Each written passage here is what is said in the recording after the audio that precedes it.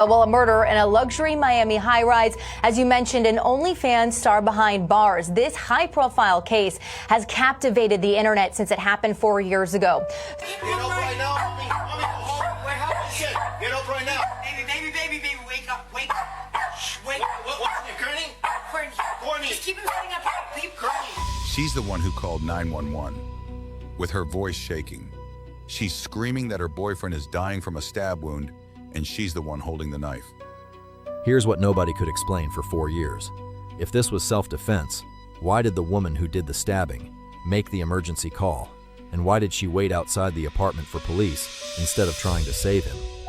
This is the case where the victim and the attacker switched places 3 times before it was over, and it just ended this month with an answer nobody saw coming. Before we get into it, if you're new here, hit like and subscribe.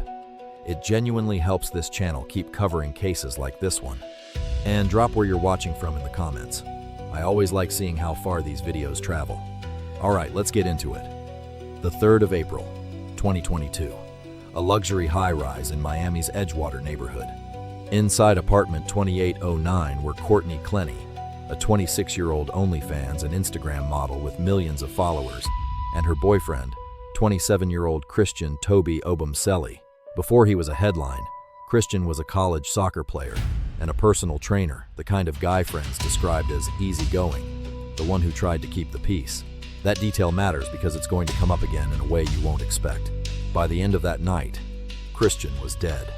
Courtney was covered in blood, sitting on the pavement outside, handcuffed, while her 2 dogs wandered around her. 3 things about this case are going to flip on you. The 911 call that makes her sound like the victim, the restraining order that was filed just days before he died and it wasn't him who filed it, and a plea deal that, on paper, looks like a win for Courtney until you hear what the sentence actually requires her to do next. Courtney and Christian met the way a lot of Miami couples meet through mutual friends in the same fitness and influencer circles. She was building an OnlyFans following that would eventually top 7 figures a month. He was the guy who worked the desk at a gym. Friends who knew them both described the relationship as intense from the start. What investigators would later piece together is that it was also violent, but not in the direction most people assumed. Here's the reveal in progress. For most of this relationship's public timeline, Christian is the one telling people he's scared. Text messages later pulled from his iCloud account and released by the Miami-Dade State Attorney's Office show him describing a pattern accusing Courtney of cheating, of calling him a racial slur, of cutting his face with a knife weeks before his death, and of stabbing him in the leg months before that. In one message, he told her plainly that he was tired of getting hurt and having her brush it off. In another, he wondered out loud whether loving her was going to be the thing that killed him. That's the detail that's going to matter later. This wasn't the first knife. Just days before Christian died, Courtney went to court, not him. She filed for a restraining order, accusing him of stalking her.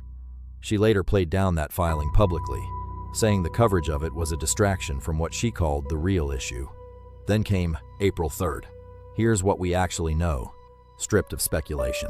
Police responded to a domestic disturbance call and found Christian on the floor of the apartment with a single stab wound to the chest, 3 inches deep, according to the medical examiner. Courtney told detectives she'd grabbed a serrated kitchen knife during the fight and told him she wouldn't use it if he didn't come any closer. He came closer. The knife went into his chest.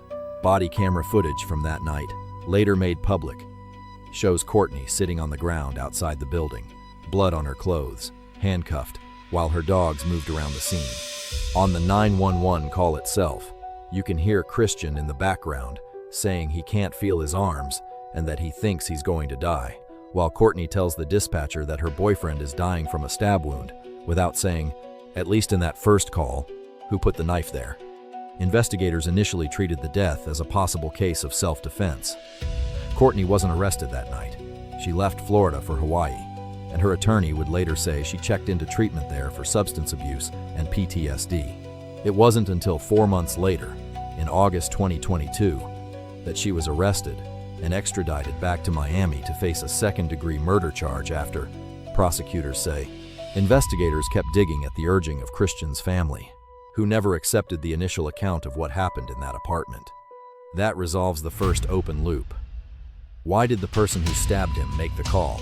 Because, by her own account, the fatal moment happened in seconds, during a physical struggle, not as a planned attack, which is exactly the argument her defense would spend the next 4 years building.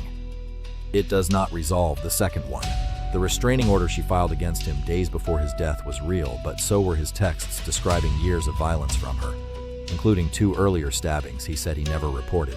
Prosecutors used those texts and secretly recorded audio in which Courtney can be heard hurling slurs at Christian while he apologized to her, to argue that she was the consistent aggressor in the relationship, not the victim defending herself in a single moment. Her defense pushed back with its own evidence. 4 shoulder dislocations, she said Christian caused, a hand injury that required stitches, and in a filing that surprised even people following the case closely, an attempt to introduce Christian's 2020 arrest for animal cruelty, tied to the death of his dog, Halo, as evidence of a temper the jury should hear about. Her lawyers, Frank Prieto and Sabrina Puglisi, argued from the very beginning that this was a woman defending herself in a toxic, mutually violent relationship, not a killer. The years between the arrest and the trial date were their own kind of story. Depositions got scheduled and then didn't happen. At one point, 15 or 16 witnesses were set to be deposed in a single week and simply didn't show. Evidence fights dragged on so long that, at one hearing, a visibly frustrated judge told both legal teams that the case was not going to turn into what she called a telenovela. Just weeks before the trial was finally set to begin, Courtney's own defense team was still examining the physical evidence, including the serrated kitchen knife itself, trying to build reasonable doubt around exactly how a blade that size could have caused a wound that deep. In a matter of seconds, both sides were still fighting over what a jury would be allowed to see as recently as this past spring. The trial had already been delayed once, from April to what was supposed to be this August, and this is where the story could have gone one of 2 ways. A jury hears 4 years of competing evidence and decides, once and for all, who the aggressor really was, or it never gets that far. It never got to trial. On the 10th of August, 2026, with jury selection just weeks away, Courtney Clenney walked into a Miami-Dade courtroom and pleaded guilty, not to second-degree murder, to manslaughter with a deadly weapon. This is the reveal that pays off the hook. The woman who made that frantic 911 call, who spent 4 years building a case that this was self-defense in a single terrifying moment, never let a jury decide that question at all. She took a deal instead, one that had reportedly been reached weeks before the details were made public, so that even as headlines were still counting down to trial, the outcome had quietly already been decided behind closed doors. In the courtroom, Courtney reportedly became visibly emotional as Christian's family delivered their victim impact statement. Christian's family's attorney, Larry Hanfield, said afterward that the plea finally gave his clients something the case hadn't given them in 4 years, a sense of closure, even if it wasn't the trial and verdict they'd been asking for. Here's what's confirmed.